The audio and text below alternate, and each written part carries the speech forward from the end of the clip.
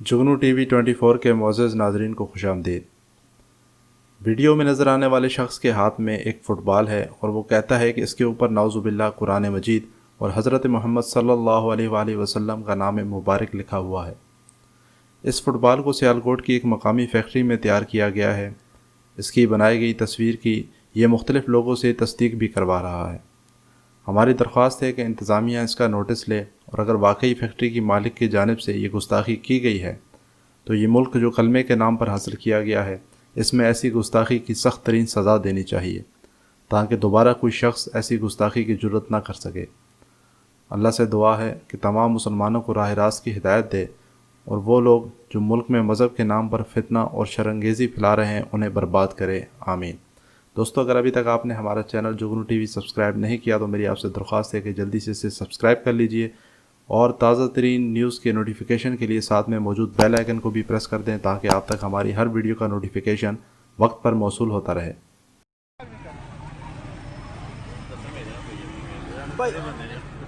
भाई जाना कुरान शरीफ ऊपर सरकार दो आलम सल्लल्लाहु अलैहि वसल्लम का नाम मुबारक है। सियालकोट नहीं ना दा शख्स उन्हें फुटबॉल सवा रहा गुरोना हरक पाकिस्तान सलामी जमहूरिया च बने जाते ने। इंतजामिया साडे नाल कोई काम नहीं करती पी, लिहाजा असीं आवाम दी राय लांगे दे बारे की है। भाई जाना दस्सिया की लिखिया बाकी कुरान शरीफ बनया ते नाल उत्ते मोहम्मद सल्लल्लाहु अलैहि वसल्लम नाम लिखिया गया। बेशक भाई गुस्ताखी ये ਤੁਹਾਡਾ मतलब है कुरान मजीद उत्ते हज़रत मोहम्मद सल्लल्लाहु अलैहि वसल्लम दा नाम लिखिया। प्यारे भाई जाना देखिया बिल्कुल कुरान शरीफ बनया ते लिहाजा इस बंदे नूं सज़ा मौत फांसी देनी चाहिए। साडी इंतजामिया साडी गल नहीं सुनदी। प्यारे भाई जाना की लिखिया प्यारे भाई जाना ऊपर की लिखा है इधर भाई जाना देखो की लिखा ऊपर तेरा भाई कुरान पाक दे देखो